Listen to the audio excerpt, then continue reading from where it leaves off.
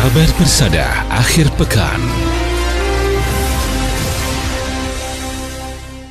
Ya, pendengar, masih di Kabar Persada akhir pekan, masih bersama saya Ida Aisyah dan juga rekan Mimi Salimah. Kita ada di segmen Kabar Pekan ini. Pendengar, untuk hari ini ya, saudara pendengar Persada FM dan 10 radio jaringan, pekan ini kita peringati Hari Pangan Sedunia. Apa ya PR kita untuk swasembada pangan di Indonesia? Nah, saat ini kami telah terhubung bersama Bapak Insinyur Ahmad Ridwan Ariantoro, STP, MSc PhD, dosen Ilmu Teknologi Pangan Fakultas Pertanian Universitas 11 Maret Surakarta. Selengkapnya kami kemas dalam segmen Kabar Pekan ini.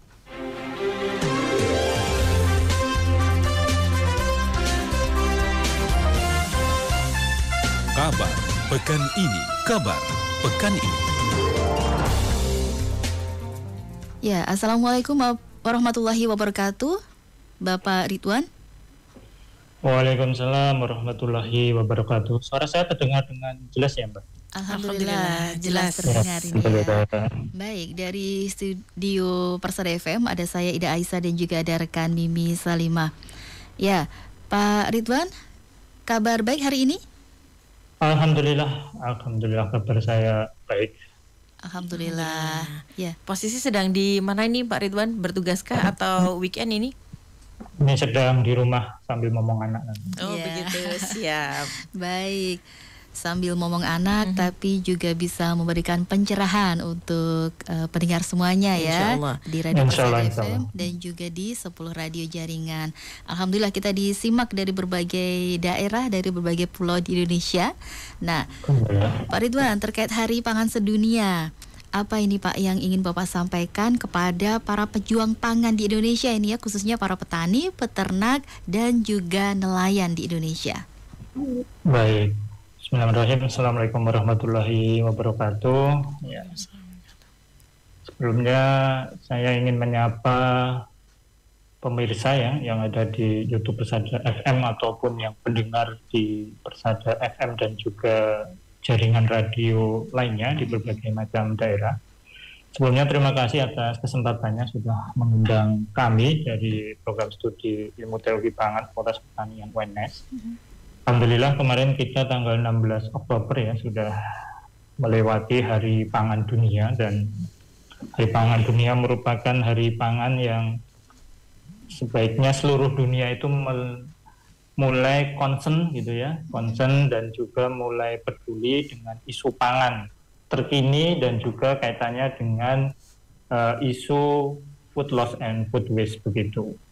Nah, kaitannya dengan Hari Pangan Dunia tahun ini ada water is life, water is food begitu. Jadi FAO mulai concern terhadap krisis air di dunia begitu. Nah, kaitannya dengan Hari Pangan Dunia, kita perlu mengucapkan terima kasih ya kepada pejuang-pejuang pangan, petani, nelayan, peternak dan sebagainya yang sudah memberikan asupan atau konsumsi pangan bagi kita sebagai warga Indonesia maupun rakyat Indonesia sehingga kita masih bisa makan sampai saat ini begitu. Jadi ya selamat Hari Pangan Dunia untuk tahun ini begitu. Baik. Ya, sesuai tema kita ini Pak Ridwan ya, Indonesia ini negara yang serba ada, tetapi untuk pangan ternyata kita ini belum bisa swasembada begitu ya. Nah, apa PR yang harus kita lakukan dengan serius untuk hal ini? Baik, terima kasih. Kalau kita lihat sejarah bangsa kita begitu ya, alhamdulillah kita pernah swasembada beras ya. Saat itu Presiden Soeharto betul 1984 ya. Saat itu saya belum lahir begitu, tetapi dari pengalaman itu dari 1966 kita yang masih menjadi negara pengimpor beras, tapi dalam waktu sekitar 18 tahun alhamdulillah kita bisa swasembada beras tahun 1984 begitu. Nah, kemudian kita ulang lagi alhamdulillah tahun 2019 sampai 2021, meskipun berbeda yang memberikan penghargaan begitu ya. Kalau yang saat zamannya Presiden Soeharto adalah FAO, Badan Pangan Dunia, tetapi ketika tahun 2019 di zaman Presiden Jokowi diberikan penghargaan dari IRRI. Jadi itu adalah lembaga kaitannya dengan perberasan internasional begitu. Kita diberikan penghargaan untuk swasembada beras karena kriterianya adalah negara kita bisa memenuhi memenuhi produksi beras nasional sebanyak 90% begitu, yaitu 2019 sampai 2021. Tetapi setelah itu kita masih perlu berusaha keras untuk mewujudkan swasembada, khususnya swasembada beras ya, karena makanan pokok negara kita adalah beras begitu. Belum makan kalau belum makan nasi begitu ya. Ya, begitu. Orang Jawa bilangnya seperti itu ya, walaupun sudah makan roti, kentang, tapi kalau belum makan nasi belum makan begitu. Ya. Baik. Nah, Pak, ini kan kalau sesuai tema kita, Indonesia ini negara yang serba ada, kemudian tentunya ada parameter-parameter tertentu begitu ya. Nah, sebetulnya apa saja yang menjadi parameter supaya pangan kita ini bisa dikatakan swasembada begitu, Pak? Betul. Jadi memang swasembada beras itu, kalau swasembada pangan ya, itu kalau kita istilahkan ke bahasa lain adalah kemandirian pangan begitu. Artinya negara kita bisa memproduksi pangan sendiri dan untuk konsumsi kebutuhan masyarakat Indonesia itu terpenuhi semua begitu. Nah, kaitannya dengan swasembada ini yang masih menjadi concern kita kan swasembada beras begitu ya. Karena kita sampai saat ini masih impor beras dari negara lain begitu. Jadi memang masih menjadi PR kita bersama terkait bagaimana upaya kita untuk mewujudkan swasembada beras begitu. Nanti kalau swasembada beras bisa terpenuhi, bisa ke komoditi pertanian lain, dengan swasembada kedelai, jagung, daging dan lain sebagainya begitu. Baik. Tapi sebetulnya Pak, ini ada nggak sih Pak perbedaan ketika taruhlah kondisi kita yang seperti sekarang dengan ketika nanti berapa tahun ke depan kita sudah bisa swasembada? Apa hal yang paling terlihat berbeda begitu, Pak? Baik, sebenarnya kita sudah punya pengalaman terkait swasembada beras di zamannya Presiden Soeharto begitu ya. Beliau meninggalkan sebenarnya warisan kebijakan terkait dengan pertanian sehingga kita bisa mewujudkan swasembada beras. Kalau kita lihat kebijakan dari beliau sangat concern terkait dengan hulu sampai hilir bagaimana produktivitas pertanian khususnya beras itu meningkat begitu. Dimulai dari perbaikan infrastruktur. Presiden Soeharto membangun banyak bendungan begitu ya, kemudian saluran irigasi, kemudian memberikan kebijakan kaitannya dengan subsidi pupuk ya, subsidi benih supaya meringankan para petani begitu. Kemudian menjaga harga beras, karena stigma di tempat kita, petani kita itu kan ketika mau tanam benih sama pupuk susah didapat atau harganya mahal, ketika panen harganya jatuh karena harga beras tidak terkendali begitu. Jadi perlu upaya yang serius dari pemerintah untuk mewujudkan swasembada dengan cara berbagai macam kebijakan dari hulu sampai hilir. Kemudian ada penyuluh petani dan sebagainya. Saya masih ingat dulu ada kelompok capir. Jadi itu yang sangat terkenal di mana para petani, kelompok tani itu langsung bisa berdiskusi langsung, curhatlah begitu ya dengan Menteri Pertanian atau bahkan Presiden Soeharto langsung begitu ya, diliput di TV dan lain sebagainya. Keluarnya apa, langsung pemerintah melakukan solusi-solusi untuk mewujudkan swasembada pangan begitu. Ya, berarti ini karena nanti dampaknya tidak hanya di lingkup tersebut, tetapi juga di sektor ekonomi akan sangat terdampak berarti ya Pak ya. Iya. Ya. Nah, Pak Ridwan, ini kan kalau kita di Indonesia ini relatif masih punya lahan dibandingkan dengan negara lain begitu ya. Namun dari segi teknologi ini kan kita masih dibilang masih belum ada atau minim begitu ya. Nah, minimal alat untuk mengolah tanah secara mandiri. Nah, ini belum punya sistem panen yang menguntungkan petani. Jadi bagaimana ini mendapat Pak Ridwan? Baik, sebenarnya ini pertanyaan menarik ya. Sebenarnya bagaimana upaya kita terkait dengan meningkatkan produktivitas pertanian ditinjau dari sentuhan teknologi begitu. Ya.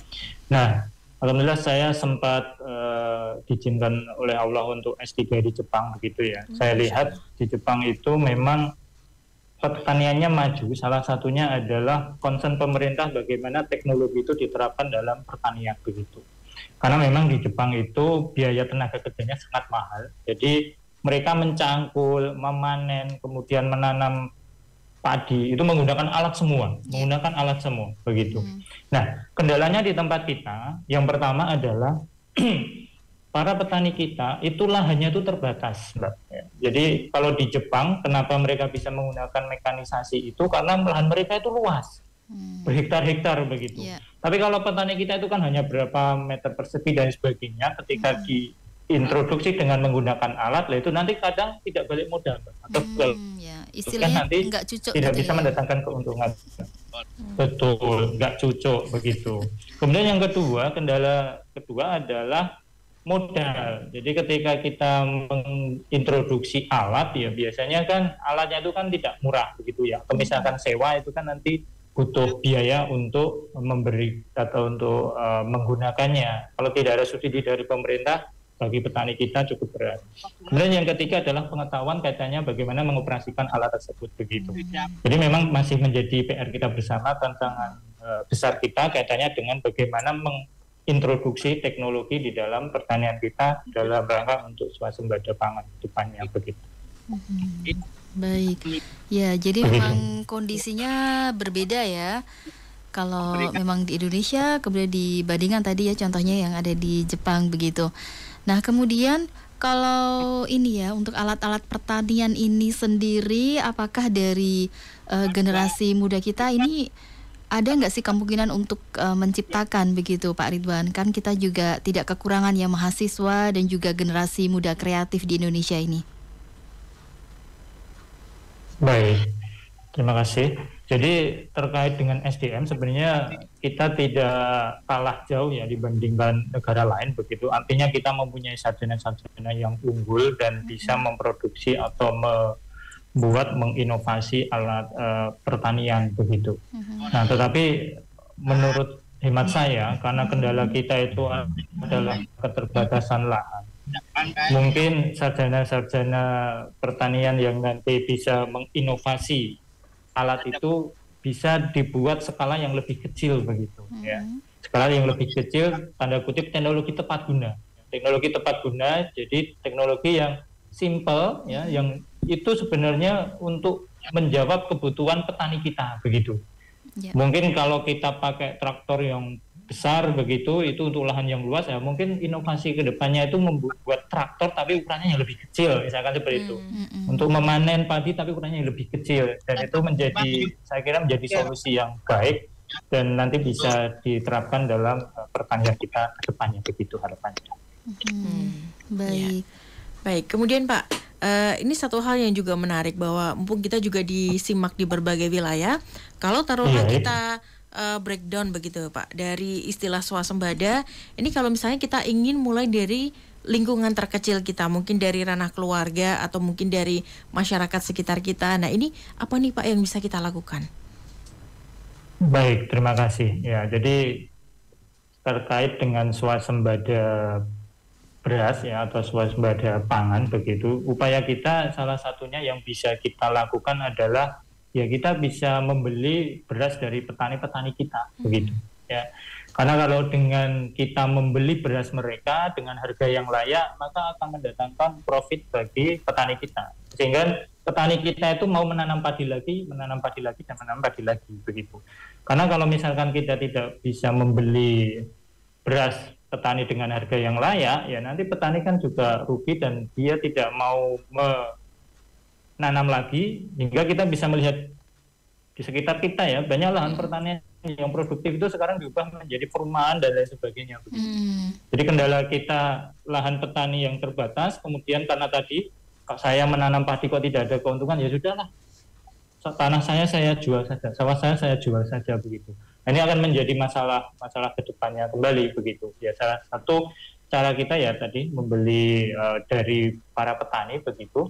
Kemudian kalau diluaskan bukan hanya swasembada beras, misalkan swasembada komoditi yang lainnya, mungkin bisa diterapkan di mana tiap rumah itu ya ada taman atau space kecil sehingga nanti kita bisa menanam di situ, misalkan sayur mayur dan sebagainya begitu, sehingga nanti kebutuhan terkait produksi pangan kita itu kita bisa mulai melatih untuk membantu pemerintah memenuhi produksinya itu dari rumah tangga kita begitu. Siap. Wah, luar biasa ya sebetulnya ya, dari hal yang mungkin bisa kita lakukan dari lingkungan kita ini ternyata juga akan bisa berdampak di satu hal yang positif begitu ya. Kemudian Pak Ridwan, ini bagaimana juga kiat agar pangan di Indonesia ini bisa dilakukan penganekaragaman hasil panen supaya juga jadi pangan yang beragam dan utamanya ini disukai oleh generasi muda nih Pak Ridwan. Iya, baik. Terima kasih. Sebenarnya pemerintah sudah memberikan campaign gitu ya, atau kampanye kaitannya dengan konsumsi sehari-hari kita itu dengan tagline makanan B2SA ya. B2SA beragam, B-nya pertama, yang B-nya kedua itu adalah bergizi ya. Kemudian S-nya itu sehat, A-nya itu aman begitu. Nah, kaitannya dengan B2SA saya kaitkan dengan pertanyaan tadi, beragam. Nah, ini yang menjadi tadi sedikit diskusi kita tadi, bahwa orang Jawa itu kalau belum makan nasi itu belum makan begitu. Nah, kaitannya dengan beragam ini sebenarnya kita punya kentang gitu ya. Kita punya ubi jalar, kita punya singkong dan lain sebagainya. Itu sebenarnya untuk menganekaragaman konsumsi kita. Jadi tidak melulu nasi saja begitu, tapi ada komposisi karbohidrat lain yang kita konsumsi selain nasi begitu ya. Jadi sebenarnya alhamdulillah ya, Indonesia itu kan dikaruniai Allah dengan berbagai macam sumber daya alam ya. Salah satunya kalau kita kaitkan dengan produk pangan, kita itu kayak akan berbagai macam jenis umbi ya, kebili, uwi, talas dan sebagainya, tetapi memang belum tereksplor dengan baik. Maka dari itu kami di program studi ilmu teknologi pangan membuat atau menginisiasi atau menstimulur mahasiswa kita untuk selalu berinovasi, karena kita punya banyak sumber daya tetapi belum termanfaatkan, sehingga kita bisa olah menjadi roti, menjadi mie, menjadi produk lainnya dengan hasil yang enak tetapi juga bisa diterima oleh masyarakat begitu. Baik Pak Ridwan, kalau ini kaitannya dengan teknologi pangan ini ya, dan juga dikaitkan dengan ketergantungan masyarakat Indonesia dengan yang namanya beras atau juga nasi begitu. Nah, ini apakah mungkin dari pertanian UNS sendiri, khususnya dari prodi teknologi pangan ini, apakah ada juga pernah mungkin melakukan penelitian atau inovasi-inovasi terkait beras ini? Kalau tadi yang barusan disampaikan kan ketela, kentang dan sebagainya begitu. Kalau untuk yang khusus yang beras sendiri, apakah juga ada mungkin kaitannya dengan teknologi pangan ini, mungkin biar awet atau biar bisa disimpan dalam waktu yang lama dan sebagainya ini Pak Ridwan?